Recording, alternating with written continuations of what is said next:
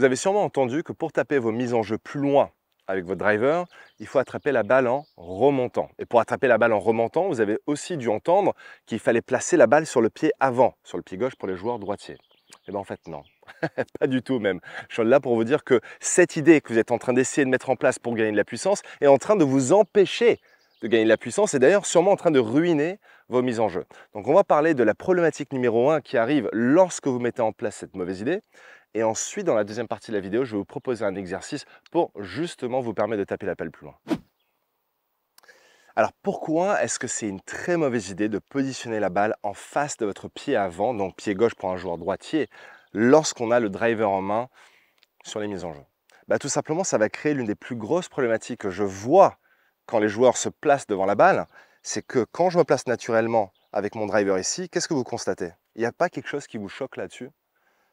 C'est mes mains par rapport à la balle. Regardez, mes mains sont beaucoup trop en arrière par rapport à la balle. Et c'est ce qui arrive le plus fréquemment lorsque la balle est positionnée en face du pied avant.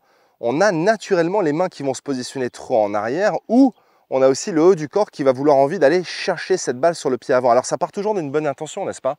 On a dit, oui, j'ai envie de bien faire, j'ai envie de taper la balle en remontant, donc on m'a dit balle pied gauche, donc je vais chercher la balle pied gauche. Oui, mais le problème c'est ça. C'est lorsque les mains sont trop en arrière, ça va créer 4 problématiques au niveau de l'impact. La première étant souvent la plus reconnue, c'est que la phase de club, dès le départ, elle va être orientée très à gauche. Parce que plus les mains reculent, et naturellement, plus je recule le club vers mon pied arrière, et naturellement, regardez, ma tête de club va venir se refermer. Vous voyez ça?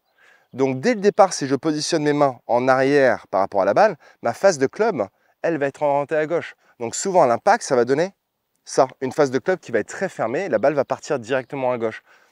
Une deuxième problématique qui peut arriver aussi, c'est souvent ça peut créer des chemins de club trop extérieur-intérieur. Plus la balle est positionnée sur le pied avant, ou même des fois extérieur-pied avant pour certains cas assez extrêmes, et plus le chemin de club va être extérieur-intérieur, et ça peut causer des pulls, ça peut causer des slices. Une troisième problématique qui peut arriver, c'est le point de contact sur la face de club. Plus la balle est positionnée sur le pied avant, et plus on a tendance à aller chercher le dessus de la balle, et ça peut être problématique aussi parce qu'au niveau de l'angle de lancement et voilà, plusieurs choses au niveau de la balistique, ça ne va pas créer vraiment ce qu'on veut. Donc encore une fois, ça part d'une bonne intention, je sais. D'accord, je vous vois sur le parcours et j'ai l'occasion de coacher beaucoup de membres dans mon académie en ligne, dans les formations où à chaque fois ils me disent « Mais Lewis, mais je pensais, on m'a toujours dit qu'il fallait mettre la balle ici. » En fait, ouais, non, parce que justement ça cause cette problématique-là et c'est sûrement ce qui aujourd'hui vous empêche d'obtenir cette fameuse régularité. Donc ce qu'on veut, c'est d'améliorer la relation entre l'opposition de départ entre les mains et la balle. On a besoin de rapprocher les deux pour créer cette meilleure interaction à l'impact qui va permettre justement au club de faire ce qu'on veut. Arriver d'une certaine façon le plus neutre possible et arriver d'une certaine façon, ça va créer un angle dans le lancement idéal. Donc attraper la balle en remontant, oui, mais en positionnant la balle différemment et les mains différemment. Juste avant de passer à la deuxième partie de cette vidéo, si aujourd'hui vous connaissez un manque de régularité dans votre jeu qui vous coûte beaucoup de points sur le parcours, sachez que vous n'êtes pas seul. C'est sûrement dû à une mauvaise compréhension de comment on doit utiliser le corps dans le swing, à la fois dans le backswing et dans le downswing, et comment on doit utiliser le club aussi dans le swing. C'est deux parties différentes mais qui travaillent main dans la main ensemble. Et ça, je vous l'explique en 3 étapes dans une webconférence complètement gratuite, mais uniquement réservée pour les membres de ma communauté. Tout ce que vous avez besoin de faire pour y participer, c'est de cliquer sur le lien qui se trouve juste en dessous de cette vidéo. Ce qu'on va essayer de faire, c'est simplement de reculer la balle et d'avancer les mains. Et quand on va faire ça, les deux vont se retrouver à une intersection. Et quand les deux vont se retrouver à une intersection, là on sait qu'on a du coup la bonne relation entre les mains et la balle. Donc je reprends mon point de départ. Ah, j'ai entendu qu'il fallait mettre ma balle sur le pied avant. Ok, j'ai les mains qui maintenant sont situées en arrière. Les mains d'ailleurs souvent vont être en face de la boucle de ma ceinture. Ok, je vais avancer légèrement vers ici. Donc là, maintenant, la balle se recule dans le stance. Et en même temps, je vais avancer les mains pour qu'elles soient en ligne avec la balle. Et d'ailleurs, maintenant, vous voyez, et on va aller, je vais vous montrer un exercice correctionnel juste après, parce que l'idée, c'est que là, vous êtes en train de comprendre que la balle, oui, elle est sur le pied, elle est vers le pied avant, mais elle n'est pas sur le pied avant.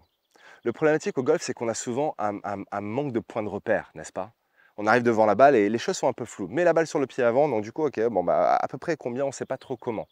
Et mon objectif est toujours d'offrir des points de repère à mes élèves. Toujours. Plus on arrive devant la balle avec des certitudes à travers nos points de repère, et plus on peut être serein et confiant devant la balle. Donc le point de repère, c'est déjà d'avoir la balle qui va être souvent à l'intérieur de votre talon avant. Je vais vous montrer comment faire dans l'exercice dans la deuxième partie de la vidéo. D'accord? Et donc ce qu'on va faire par la suite, c'est qu'on va avancer les mains pour que les mains se retrouvent quasiment en ligne avec la balle. Et là maintenant, vous voyez que la balle et les mains, tous les deux, ont créé cette magnifique relation parce que les deux sont en ligne ici. Lorsque la balle est sur le pied avant, les mains sont en arrière. Et là, on voit qu'il y a un énorme décalage entre les deux, ce qui va créer des problématiques à l'impact au niveau de la tête de club. Maintenant, dans la deuxième partie de la vidéo, je vais vous montrer un exercice qui va vraiment vous aider justement à avoir ce point de repère ultra précis qui vous permettra d'arriver devant la balle confiant et serein. Alors là, je suis sur le trou numéro 9 du Golf PGA France du Vaudreuil. Je suis sur le parcours, je suis en train de m'entraîner tout seul. N'hésitez pas, en condition d'entraînement, s'entraîner sur le parcours, c'est probablement l'une des meilleures façons de pouvoir simuler une situation de jeu et de vous rendre très à l'aise, très confortable avec des nouvelles sensations. Parce qu'au départ, ça va être un peu bizarre. C'est normal, si vous avez eu l'habitude de positionner la balle tellement sur le pied avant, de tout d'un coup, de la reculer un tout petit peu pour qu'elle soit en ligne avec votre épaule, ça risque d'être un petit peu étrange au début. Et c'est normal, c'est tout à fait normal. Donc, sur le trou numéro 9 ici, j'aime bien me positionner sur ma mise en jeu. J'ai ma baguette d'alignement qui me donne le feedback immédiat. Je vais avancer mes mains pour qu'elles soient en ligne avec la baguette. J'ai ma balle qui est en face dans mon épaule gauche. Ça y est, j'ai mes 3 points. Balle, main, épaule. Magnifique. Et maintenant, je peux driver en toute confiance et essayer d'aller choper cette balle en remontant.